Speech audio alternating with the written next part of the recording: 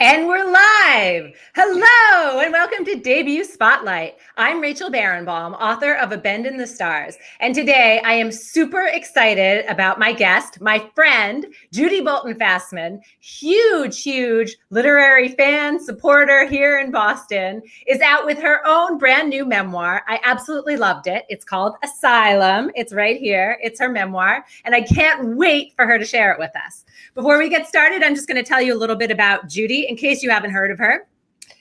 Judy Bolton-Fasman's essays and reviews have appeared in major newspapers, including the New York Times and the Boston Globe. She's contributed to literary magazines such as Catapult, Brevity, Cognoscenti, The Rumpus, Superstition Review, Signal Mountain Review, and McSweeney's. Whew. She writes about arts and culture for JewishBoston.com. Her writing has appeared in the anthologies The Shell Game, Writers Play with Borrowed Forms, and Heroics, Women's Lived Experiences During the Coronavirus Pandemic. That's got to be fascinating. In addition to receiving a recent Pushcart Prize nomination, Judy is the recipient of the Alonzo G. Davis Fellowship for Latinx Writers from the Virginia Center for Creative Arts. She was the Aaron Donovan Fellow in Nonfiction at the Mineral School in Washington, and the recipient of a fellowship from the Vermont Studio Center. She lives outside of Boston. Whew. All right, that was a lot. Many accolades.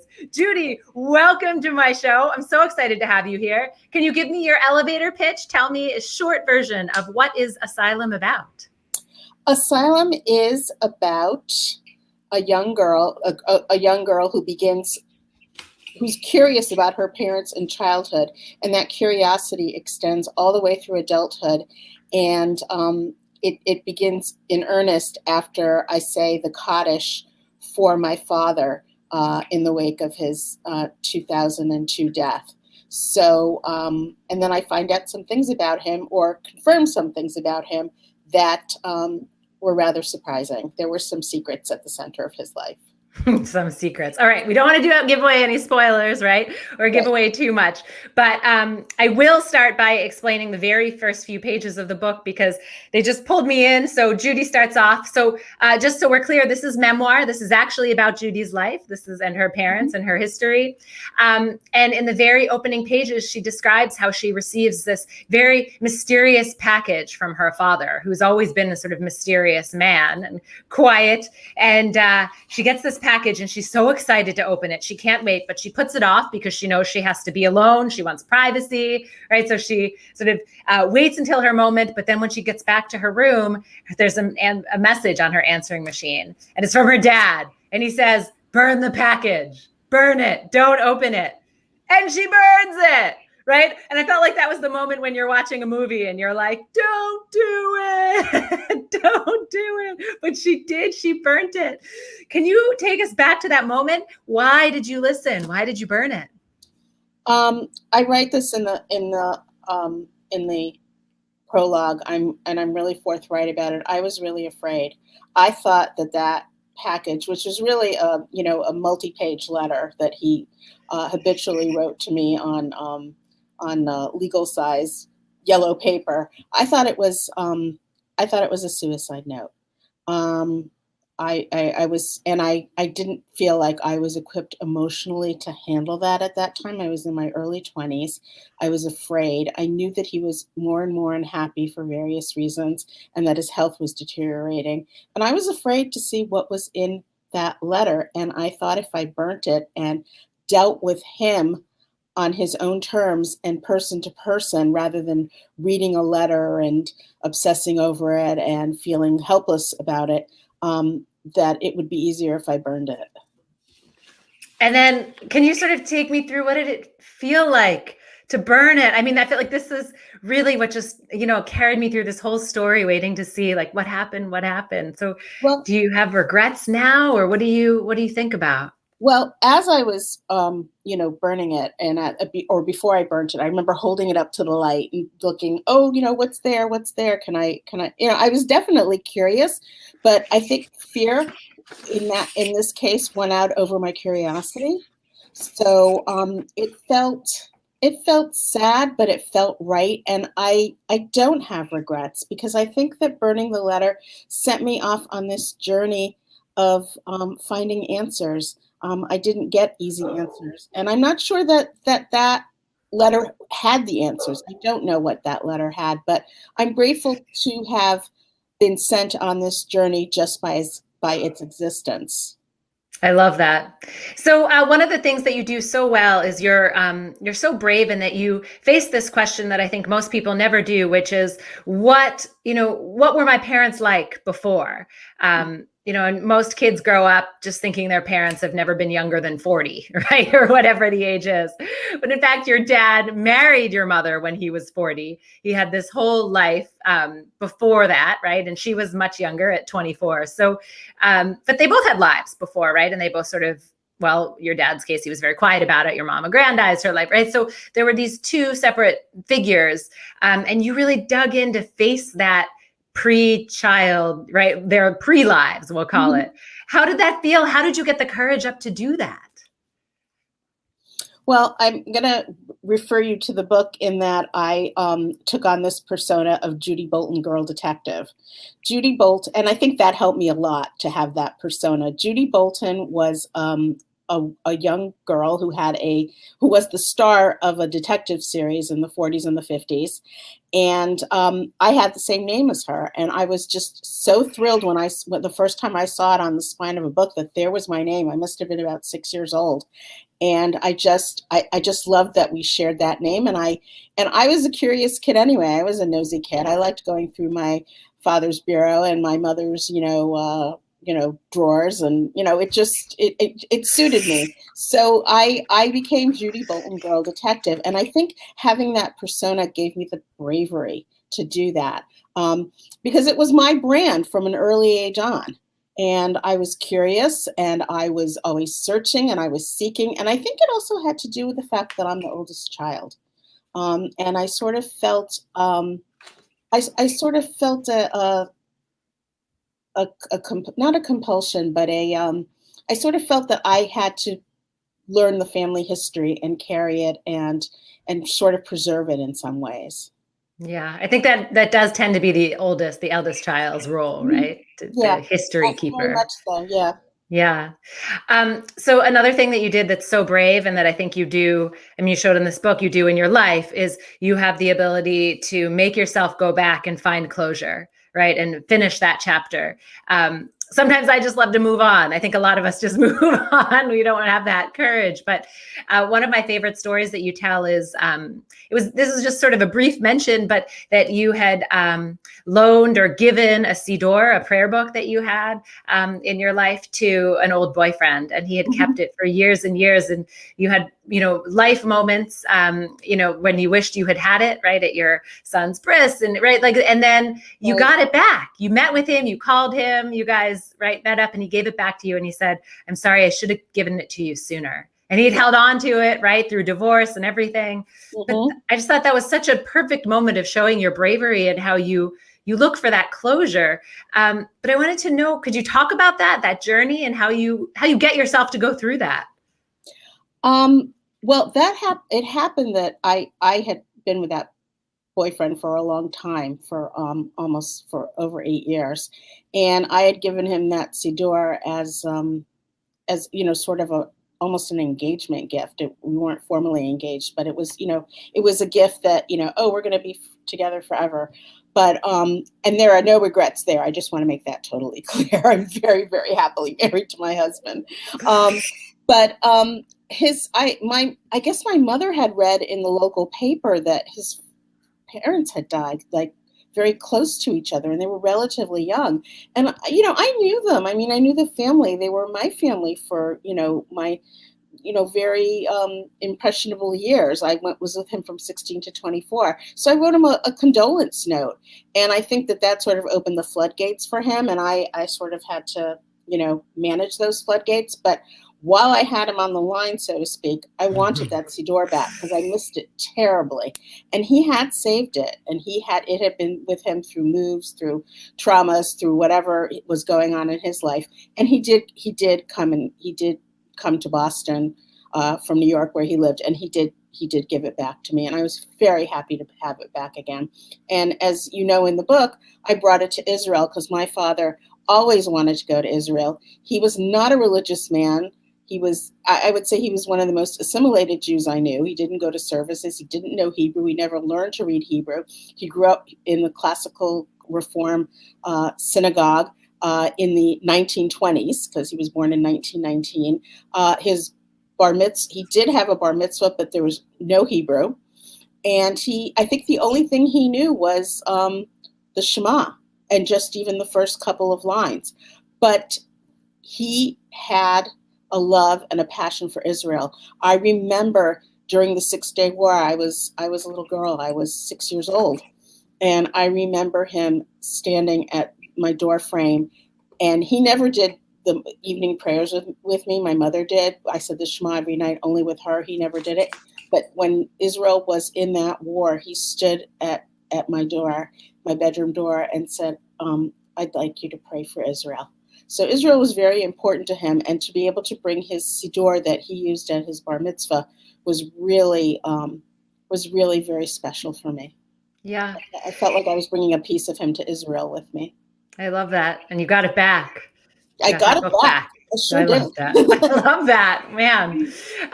So speaking of religion, I did want to ask you a little bit about, there's a lot of power to religion in this book. And I sort of felt like you brought us along on your journey after he passed away. There's the tradition of saying Kaddish. And you talked about how at first you were sort of just saying the words. They were just, right, by memory, right? These Hebrew words that didn't really mean much, but you started to try to look into what it meant, right? And you met with some rabbis, Rabbi Comfer, right? And you sort of really worked into, well, what does it mean? What is it saying to me? And I thought that was such a beautiful journey. I'd love it if you could share and talk a little bit about that.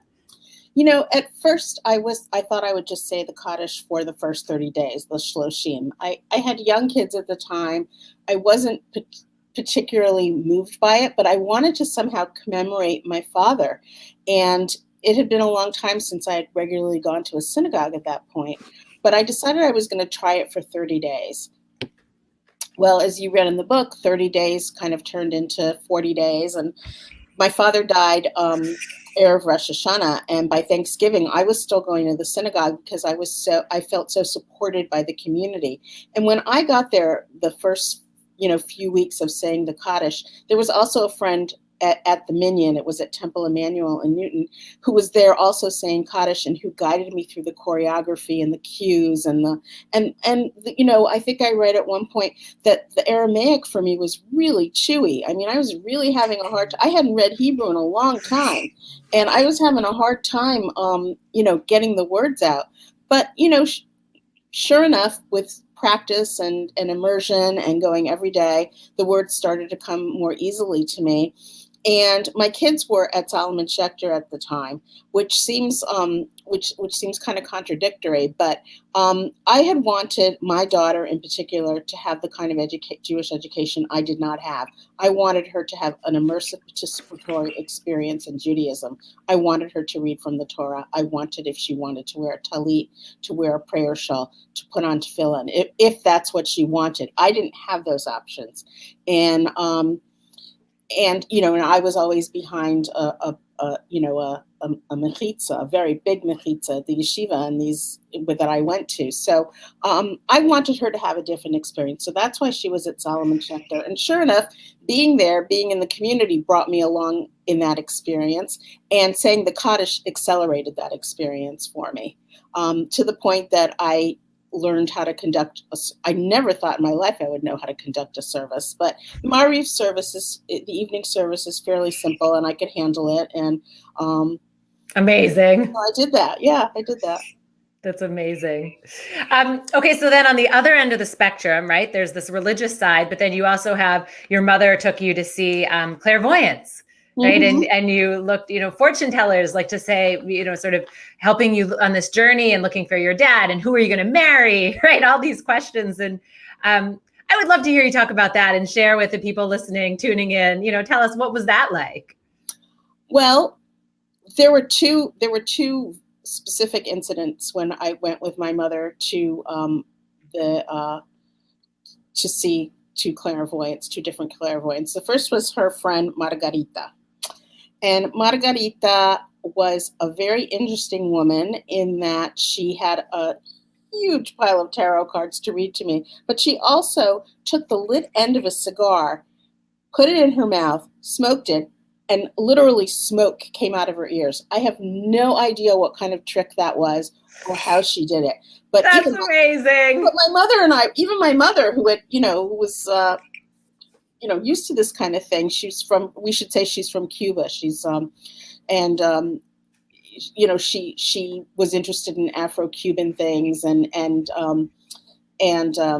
Margarita was an Afro-Cuban. Anyway, she ended up reading my cards and saying that that bad boyfriend with the Sidor was cheating on me, and that I was going to marry a man with blonde hair, blue eyes, who had 3 letters in his name. Well, sure enough, I love this. 5 years later, I met an adorable man with blonde hair and 3 letters in his name. His name is Ken. And, my husband is a scientist, and he is just totally, he's not buying into it. He thinks it's a total coincidence. He's very rational, but, he tolerates this. I think he thinks it's kind of funny. The second time I went was 6 months before I met my husband. We were at a bat mitzvah in Florida. One of my uncle's daughter, and my mother told her cousins she needs a reading. She's 29. She's going to be 29 next week. She's not married. She doesn't even have a boyfriend. So we went to this reading by Consuelo, and Consuelo in Spanish means consolation. She wasn't very consoling because she told me and my mother, who was there with me, because of course this was a mother-daughter adventure that we had. She's like, not going to happen for a while. She likes to read and write too much. And my mother's an educated woman, and she said, it's okay that she likes to read and write. That's fine. But, when's the husband coming? She's like, not for a while. Oh. Well, I met him 6 months later. So Consuelo was really wrong. Yes. Yes. But I love that you have these extremes and you share them. So now that we're talking a little bit about your mother, I don't want to give too much away, but I do want to talk about, if anyone's following along, if you have the book in front of you, on page 90, you wrote this passage that just just grabbed me, right? I sit there, I'll read it to you. It just says, my mother received her American diploma on a warm day in May when she was finally the person she wanted us to know. Soon after that, she opened her own bank account and left my father. It's like, wow. You had a very complicated relationship with your mother, to say the least. Can you talk about that a little bit? Are you okay to share some of that? I'm okay to share. I mean, it's in the book. So it's in the book, but talking about it is different. What's in the book is up for grabs. My mother is a very complicated woman. She is, my next project is focusing more on her, and I've been writing essays about her. And one of the phrases that I recently wrote about her is that she was damaged and determined. And that's really my mother in a nutshell.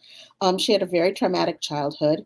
She unfortunately passed that trauma on to her own children. But I want to make it clear that I'm not angry and I'm not looking for vengeance. I'm looking for understanding, and I'm looking for love in the end with her. But she's a complicated woman. She was a hard mother to have. But I've come to terms with that. And now she's unfortunately not well. She's in a nursing home, and she's in the throes of dementia. So she doesn't know anything about this book or really anything about me anymore, which is a sadness too, because I swear I miss that part of her a lot. Yeah. Yeah. So I was going to ask you if you had run any of this by her before you put any of this down, but I guess my brother and I tried to tell her about my dad when I was working on the book, because I worked on the book for a really long time. There was a first iteration that was just about saying the Kaddish for my dad between 2004 and 2008. And then 2008, it took on its own life when I did more research and found out my father's big secret. And we tried to tell her, and my father never told her. And she became, hysterical and said we were lying. And so we left it alone, and we've just left that alone. And now it's probably better not to poke her with it. And I'm not sure she would even understand it. So it's, I just don't go there with her. Yeah. But sticking with your mother, so you mentioned she was Cuban, Hmm. and so you grew up speaking Spanish. I mean, you had many languages in your life, right? Ladino Hmm. also, right? Some Portuguese thrown in on the bus or whatever you could. Yes. Yes. I love that. So many languages, and your mother was a linguist, but you said that growing up, and your very American, second generation Yale graduate father made you feel like you were being torn between two worlds. And I wanted to ask you, do you still feel torn between two worlds? No, I don't. One of my father's heroes was Winston Churchill. And many years ago, when I went to London, I sought out all the Winston Churchill sites. This is going somewhere. This is going to answer your question. And Okay, I'm with you. one of the quotes from Winston Churchill, he had an American mother and a British father, was, I'm half American and half British, yet all British." For me, I was half Cuban, half American, but sometimes I was all Cuban and sometimes I was all American. I didn't. It wavered a lot depending on the status of my relationship with each of my parents. So I feel very Latinx, and I also feel, I also have a bit of my father's patriotism. My husband likes to tease me that, I like things structured, and I like ceremony, and I like, ritual. And I think I get that from my father. He was very patriotic. I mean, he was, that when you read the book, that he marched us around on July 4th to John Philip Sousa marches. So I think that my relationship, waver sounds like it's like, it doesn't exactly waver, but there are times when I'm all Cuban and times when I am all American. Um, and I think that's just a reflection of my relationship with them, my memories of them, what I'm writing about, sometimes even what I'm reading, what that can spark that. Hmm. I wonder, you sound so American, right? You clearly have the American accent. So does it sometimes throw people when you say, actually, my mom is Cuban, right? Or you bust out in, I don't know, Ladino or Spanish? What surprised people is that I speak Spanish almost without an accent. That's surprising that comes out of my mouth that way. I just finished an essay that's going to be published on the Jewish Book Council's blog, Paper Brigade, about losing my Spanish. I don't Ah, speak it as often as I did. When I was a kid, I spoke it with my grandparents. I was their translator. I mean, I would translate soap operas for my grandmother. mhm. I speak it now with my mother, who lapses into it, to who lapses back into Spanish for various reasons, but it's not as fluent as I understand everything. I can read a paper, I can watch Univision with her, but it's not as fluent as I would like it to be. And I think, when the dust settles, I think I'd like to go back and try and regain some of it. I bet it's special. You mentioned in the book that your mom was different when she spoke Spanish, right? There were Mhm. more stunted in English, but there was more emotion. She was deeper in Spanish. So maybe at this point in her life, maybe it's better that you're speaking Spanish with her.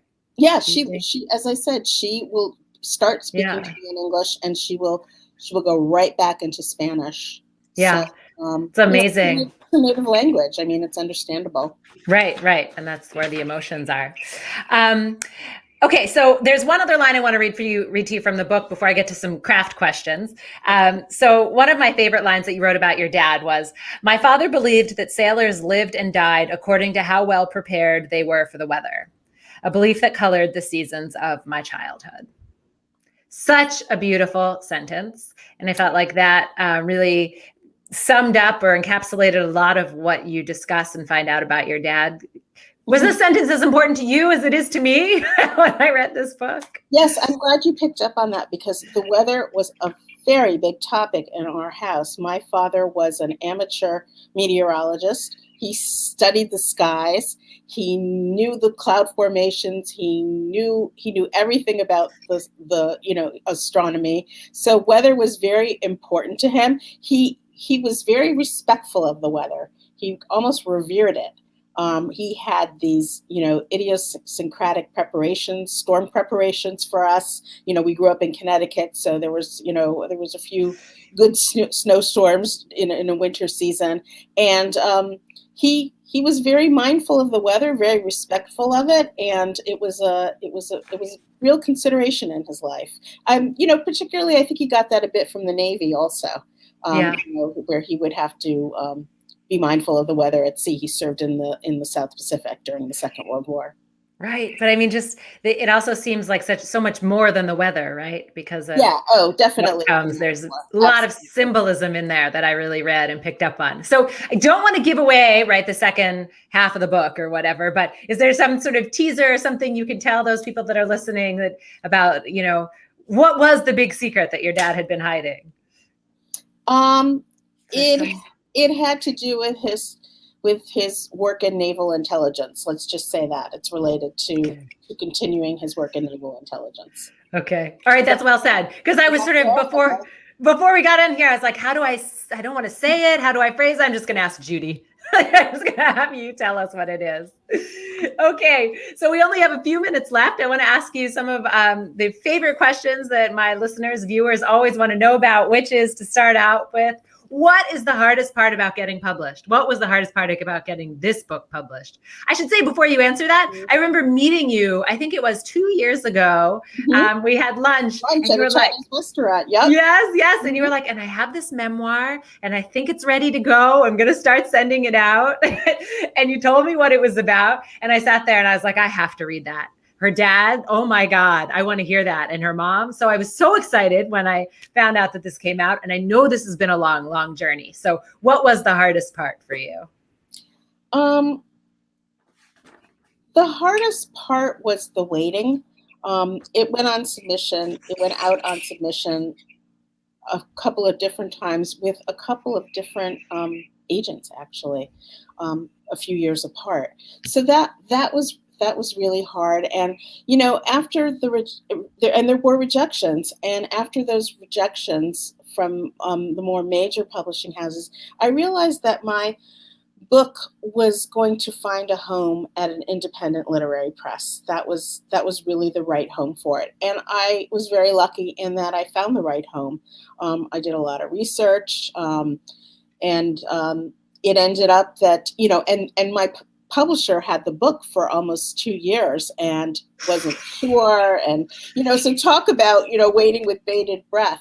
But, since we're talking about the publishing process, I want to mention something that I want to give, especially women out there, hope. I'm 60, and this is my first book. This is technically my first book that's being published. And I'm a literary debutante at 60, and I want, especially the women out there, to keep making your art. If you're a writer, the notes you're making on your notes app on your phone, they count. That's writing. That's making a little bit of art every single day. It's a cumulative process.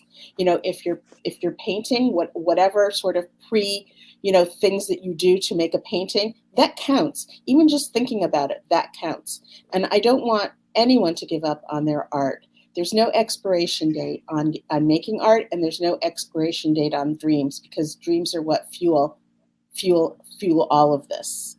I love that. I love that. And I should also say, I want to make sure everybody knows that you are such a huge supporter. I said this in the beginning, but a huge supporter of other writers and women in particular, and reviewing us and helping us get out there. And, I know you have a huge fan club of people that so appreciate that. And I think you're helping other writers learn that also you can get involved too, right? Absolutely. In your art. You don't have to publish, right? Oh, right absolutely. You don't have to publish. And, sometimes publication is not the end all be all. It's just the pleasure of making the art, the pleasure of feeling like you've accomplished something for yourself and for others. I love that. So the very last question I always ask, I think you've already answered, but maybe in case there's something else, what kind of advice do you have for writers? So someone who has decided, right, this is their art, they're going to do this, right? They want to get their book published. What advice do you have? I have some practical advice. I want to give a shout out to Grub Street Writing Center. I have an MFA, but my MFA was in fiction, and I started to really find my voice in creative nonfiction, in my late 30s, early 40s.